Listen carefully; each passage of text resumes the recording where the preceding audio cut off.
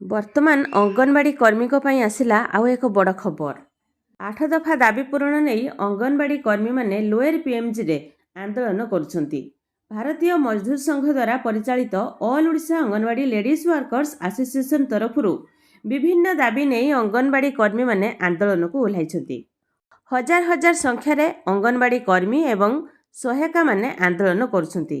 ଯେ ପର୍ଯ୍ୟନ୍ତ ସରକାରୀକରଣ କରାଯାଏ ନାହିଁ ସେହି ପର୍ଯ୍ୟନ୍ତ କର୍ମୀମାନଙ୍କୁ 18,000 ଟଙ୍କା ଏବଂ ସହାୟିକାମାନଙ୍କୁ 9,000 ଟଙ୍କା ପ୍ରଦାନ କରାଯାଉ।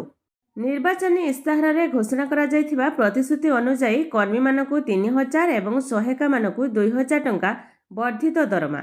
ଅଙ୍ଗନବାଡ଼ି କେନ୍ଦ୍ରର ସମସ୍ତ କାର୍ଯ୍ୟ ଅନଲାଇନ୍ରେ ହେଉଥିବା କାରଣରୁ 5G ମୋବାଇଲ ଏମିତି ଅନେକ ଦାବି ରଖିଛନ୍ତି ଅଙ୍ଗନବାଡ଼ି ଦିଦିମାନେ।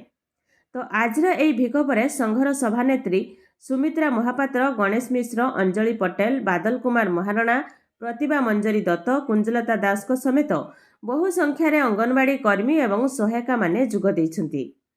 ଏଥର ସରକାର ଦାବି ନ ଶୁଣିବା ପର୍ଯ୍ୟନ୍ତ ଆନ୍ଦୋଳନରୁ ହଟିବେ ନାହିଁ ବୋଲି ସଂଘ ପକ୍ଷରୁ ଚେତାବନୀ ଦିଆଯାଇଛି। ଆମର ଉପମୁଖ୍ୟମନ୍ତ୍ରୀ ପ୍ରଭାତୀ ପରିଡ଼ାଙ୍କ ସୂଚନା ଅନୁସାରେ ସରକାର ଅଙ୍ଗନବାଡ଼ି କର୍ମୀ ଏବଂ ସହାୟିକାମାନଙ୍କର କଥା ବିଚାର କରୁଛନ୍ତି, ଯାହାକି ଖୁବ୍ ଶୀଘ୍ର ଆମ ଓଡ଼ିଶା ସରକାର ଅଙ୍ଗନବାଡ଼ି କର୍ମୀ ଏବଂ ସହାୟିକାମାନଙ୍କର ଦାବି ପୂରଣ କରିବେ।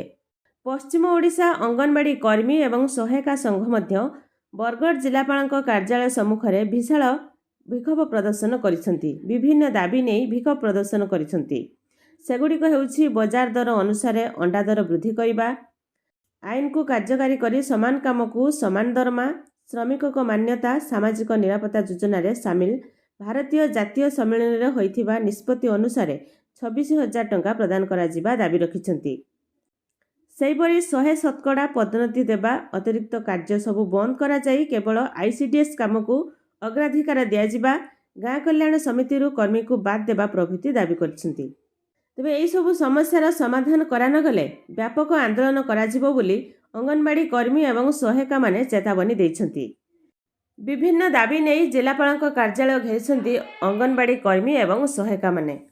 ତେବେ କୁହାଯାଉଛି ଯେ ଅଙ୍ଗନବାଡ଼ି କର୍ମୀ ଏବଂ ସହାୟିକାମାନଙ୍କର ଖୁବ୍ ଶୀଘ୍ର ସେମାନଙ୍କର ଦାବି ପୂରଣ ହେବାକୁ ଯାଉଛି। ବାସ୍ ଭିଡ଼ିଓକୁ ଲାଇକ୍ କରନ୍ତୁ। ଚ୍ୟାନେଲ ସହିତ ଯୋଡ଼ି ହୋଇ ରହିବା ପାଇଁ ଚ୍ୟାନେଲକୁ ସବସ୍କ୍ରାଇବ୍ କରିକି ରଖିଥାନ୍ତୁ।